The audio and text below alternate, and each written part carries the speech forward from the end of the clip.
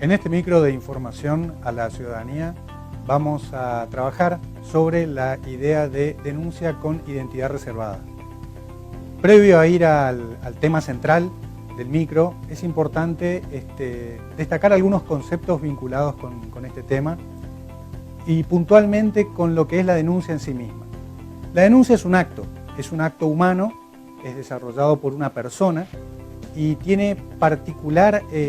importancia en esta materia que es la violencia familiar,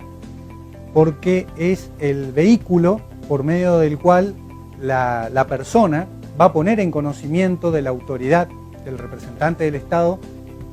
una situación de violencia que se encuentra atravesando otra persona o ella misma. La denuncia, simplemente para recordar un poco estos conceptos, la ley 14ª número 6 determina que esta denuncia puede ser realizada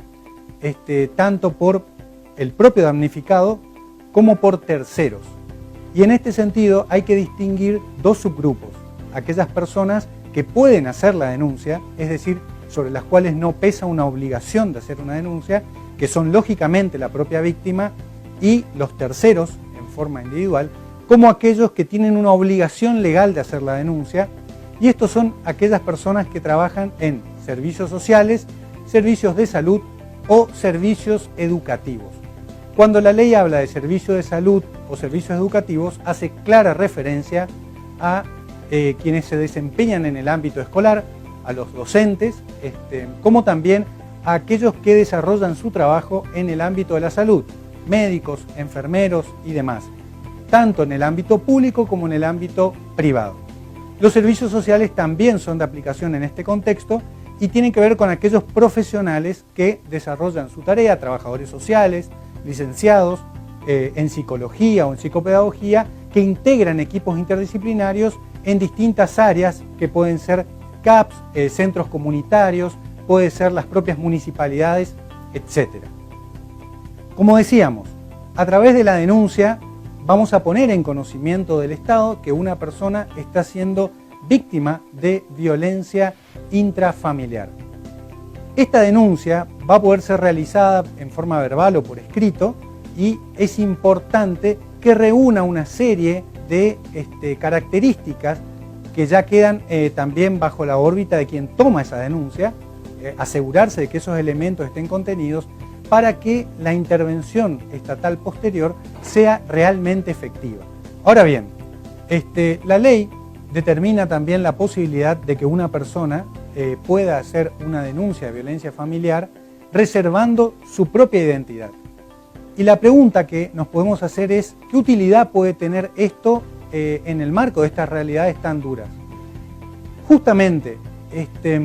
tenemos que ser conscientes de esto. La violencia familiar trasvasa todos los ámbitos de la sociedad, no reconoce ni hace distinción de clases, ni religión, ni de género. Entonces, debemos pensar que es fundamental que estas situaciones tan difíciles lleguen a conocimiento del Estado, y muchas veces las únicas personas que han tomado conocimiento de esas circunstancias no están seguras de involucrarse, es decir, sienten cierto temor de lo que podría llegar a pasar si pusieran ellos personalmente en conocimiento a la autoridad de esa situación. Y esto tiene que ver con las cuestiones que se puedan desatar posteriormente, porque muchas veces hablamos de los mismos miembros de la familia, como también de terceros. Un vecino podría ser una persona muy cercana a la familia, un padrino, una madrina, que desea que el Estado se involucre porque está muy preocupado por la situación que está atravesando la víctima, pero también quiere evitar de alguna manera que esa problemática se agrave después y que pueda incluso llegar hasta él y afectarlo a él. Es por esto que la ley o el legislador, en el momento del dictado de la norma, incluyó en el articulado, en el artículo 2, en el último párrafo, esta alternativa, esta posibilidad, que consiste en que la persona se acerca a la dependencia policial o a cualquier dependencia que está habilitada a tomar, a adoptar una denuncia, poner en conocimiento de la autoridad los hechos, ¿no es cierto?, que se encuentra atravesando esta víctima, pero solicitar expresamente que su identidad sea reservada. En la práctica, esto debe reunir dos elementos o dos pasos muy importantes. El primero es que los datos de esta persona van a ser anotados, van a ser consignados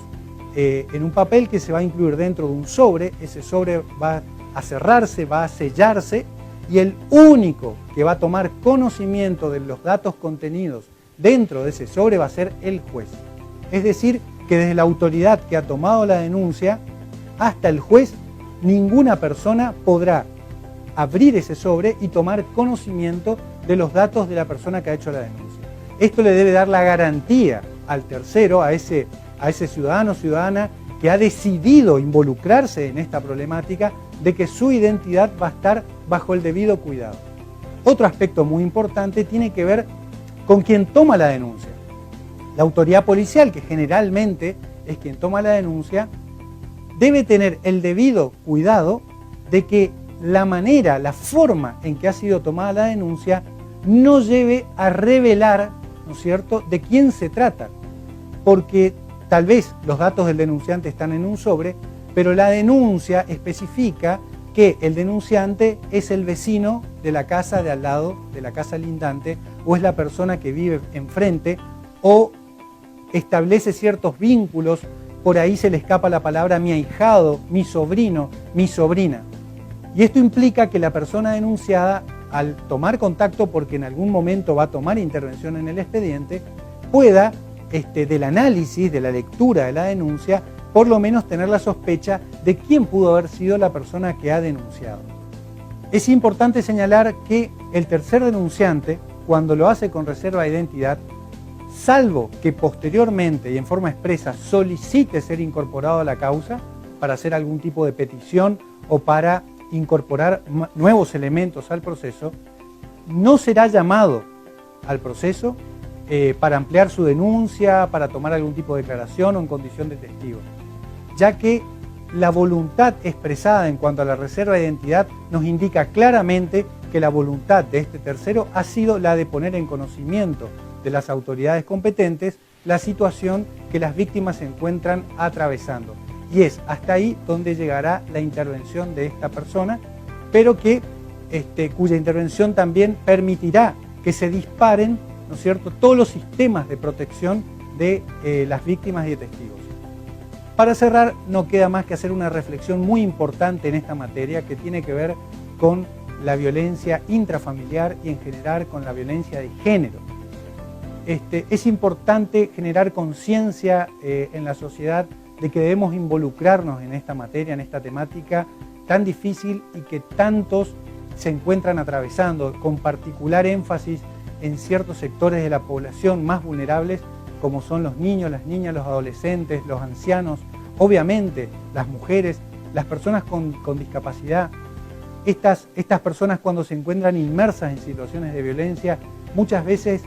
su única esperanza radica en que una persona que es ajena a sus vínculos familiares pueda dar ese paso de ir y poner en conocimiento a las autoridades lo que está ocurriendo. Es por eso que la ley y el legislador determinó esta figura para impulsar a aquellos que tengan conocimiento de estas situaciones tan injustas, de acercarse y de poner en conocimiento del Estado, para que nosotros podamos trabajar desde las herramientas que la ley nos da, nos brinda, en el restablecimiento de los derechos de las víctimas. Gracias.